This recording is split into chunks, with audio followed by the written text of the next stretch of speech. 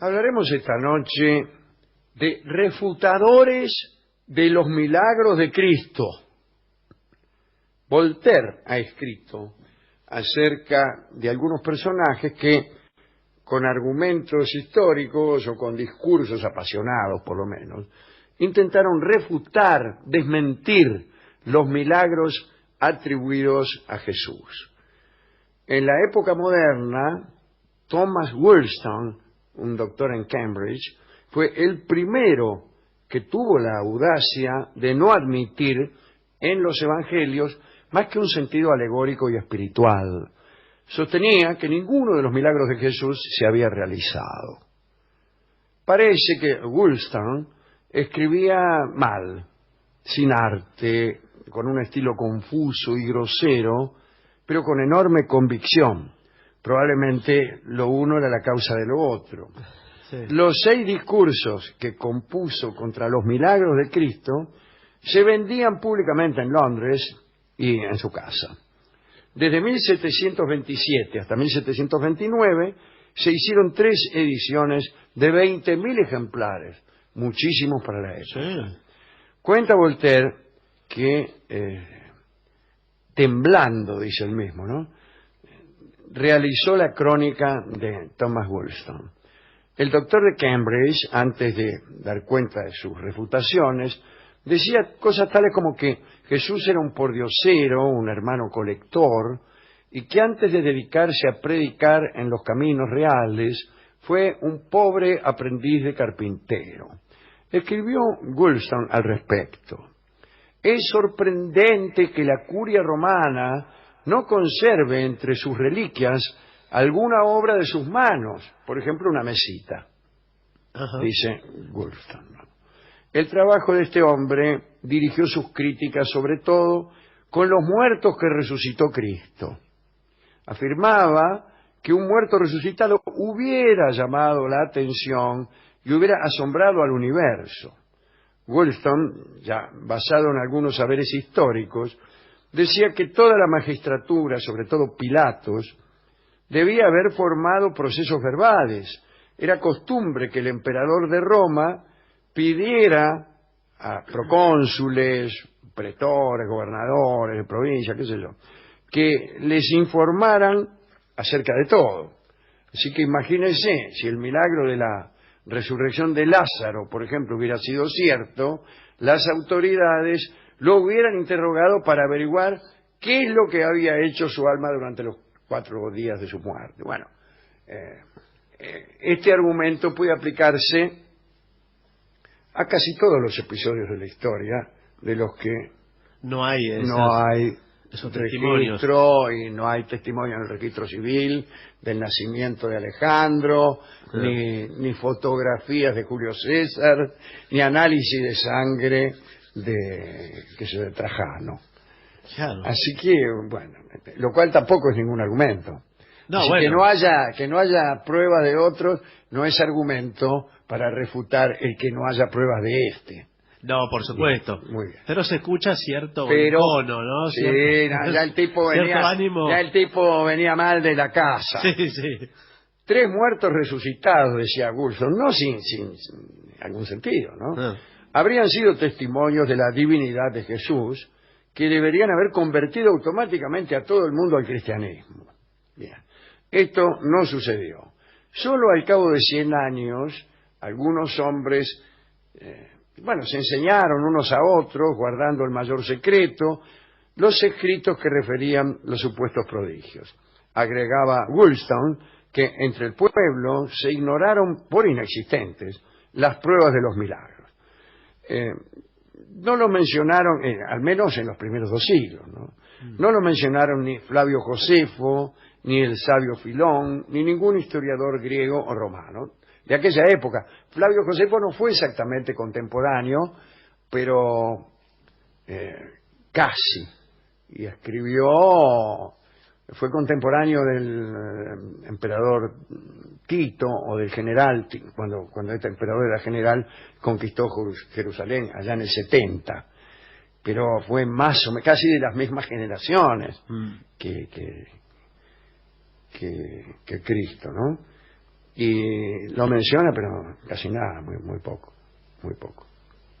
Bueno, pero no importa. Sí. Thomas Wollaston, si es que lo menciona, Thomas Wollaston dedicó cada uno de sus discursos a un obispo.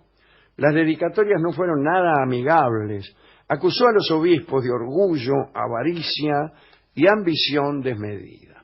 Uno de estos obispos, harto de padecer los insultos de un miembro de Cambridge, denunció a Wollaston y se inició entonces un proceso. En el año 1728 encarcelaron a Wollaston. Debe haber sido un obstáculo para la venta de sus escritos, que se hizo, como se ha dicho aquí mismo, entre 1727 y 1729. Los vendía en su casa y estaba en cana. Claro, raro eso. Bueno, se lo sentenció además a pagar una multa por blasfemo. Debe haber estado pocos días en la cárcel. Unos amigos lo sacaron de la cárcel, ya me imaginaba, tras pagar una fianza enorme. Claro, dejate de jorobar con eso de los milagros y qué sé yo. Wollaston, sin embargo, no paró de blasfemar. Llegó a decir que el milagro de los panes había sido la dádiva de un panadero próspero y solidario que seguía la prédica del Cristo. Mire, es menos creíble la dádiva de un panadero próspero y solidario. Que la multiplicación de los panes. Sí. Más veces he visto panes multiplicarse que panaderos ser generosos. Cuenta Voltaire que los vecinos se juntaban para escupir a Wollaston. Claro.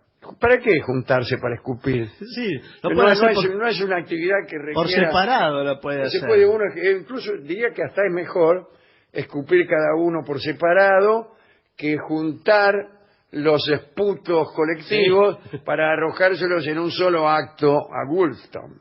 Bien, parece que Wollaston, tras limpiarse, saludaba afectuosamente. Murió poco tiempo después de salir de la cárcel en su casa de Londres. Sus últimas palabras fueron: "Este es un paso que todo caballero debe dar". Se refiere a la muerte. Sí, eso... Es un gesto muy sajón, ¿no? El decir cosas supuestamente graciosas en momentos dramáticos. Esto ¿Lo dicen o es parte del humor que hacen los de alrededor, digo? Sí, no lo sé. No sé es si parte dicho. del cine americano, sí, de todo el tiempo. Están cayendo bombas y los tipos dicen cosas. Sí. Estoy harto de eso, ¿no? Aparecieron, dice aquí este informe, otros refutadores. Como lo había hecho Wollaston, digo con respecto a la imposibilidad de que se hubieran operado milagros, la resurrección, etc.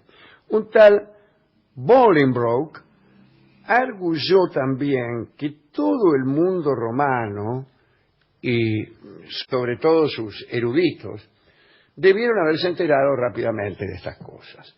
Una difusión, especialmente de la resurrección, que empezara 2 siglos más tarde, lo certificaba, decía el tipo, como falso.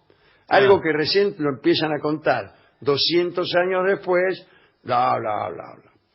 Dice Voltaire: el libro más terrible que apareció contra las profecías y contra los milagros fue el que compuso Lord Bolingbroke. Por fortuna, su estilo es tan pesado y empalagoso que se necesita extraordinaria paciencia para leerlo. La fe puede estar tranquila, dijo Voltaire, que tanto detestaba a la superstición como a los pésimos escritores. A principios del siglo XVII surgió otro personaje que osó decir que los milagros del Nuevo Testamento eran falsos. Era un sacerdote de Lorena que se llamaba Nicolás Antonio. ¿Qué tal? La verdad es que sus argumentos ya no eran los que podían provenir de una indagación histórica. Los de Nicolás Antonio fueron discursos desde otra fe, y su discusión fue más bien la de un mártir. Allá por 1630 abrazó el protestantismo y fue ministro de una orden en Ginebra. Allí, tras una intensa lectura de textos hebreos, llegó a una ecuación extraña no se sabe muy bien cuándo ni cómo, ¿no? Pensaba que si los protestantes tenían razón contra los papistas, los hebreos, más alejados aún de los papistas que los protestantes, debían tener más razón todavía. Efectivamente es una ecuación un poco extraña. A eso le llamaba pensar. La cuestión es que se convirtió al judaísmo y se fue a Venecia. Allí tuvo un alumno de teología, al que convirtió también, pero que al poco tiempo lo abandonó porque no tenía vocación de mártir. Un día Nicolás Antonio se fue descalzo a Ginebra a declarar ante los jueces que sólo había una religión verdadera en el mundo, que no había más que un Dios, que esa religión era la judía, que se volvía indispensable que la gente comenzara a circuncidarse. Aseguraba Nicolás Antonio que los funcionarios del Imperio Romano habían aceptado falsos milagros cuando la política los obligó a adoptar las supersticiones del pueblo para subyugarlo mejor. Recién entonces, decía Antonio, se habían difundido historias de peces multiplicados. Antes no. Nicolás Antonio fue apresado. El Consejo de los Predicantes de Ginebra opinó que había que sangrarlo de la vena cefálica, haciendo que tomara baños y buenos brebajes. Yeah. Digamos que lo creyeron loco. Sí, o algo así. Se dijo también que si en Roma vivían 8.000 judíos, en Ginebra se podía tolerar a uno. O sea, fue un discurso más bien de tolerancia. Se elevó la opinión al Consejo de Gobierno, que al leer la palabra tolerancia se indignó. Imagínense. Deseando encontrar un pretexto para quemar a un hombre, lo que en aquel tiempo sucedía ya raras veces, opinaron que Nicolás Antonio debía morir en la hoguera. La sentencia se ejecutó el 20 de abril de 1632 en un campo llamado Plain Palais. Habían llegado para ver aquella muerte unas 20.000 personas. Esta es la glosa de estos escritos de Voltaire. Y hemos pensado una canción piadosa para todo, le diría. Para todo. Para todo, también para el que cree, Voltaire. para el que no cree, sí.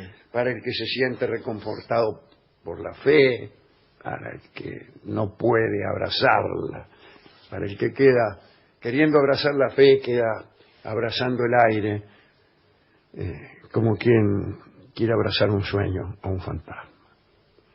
Suplicando a la cruz se llama esta hermosísima y breve canción que canta Edmundo Rivero acompañándose él mismo en guitarra.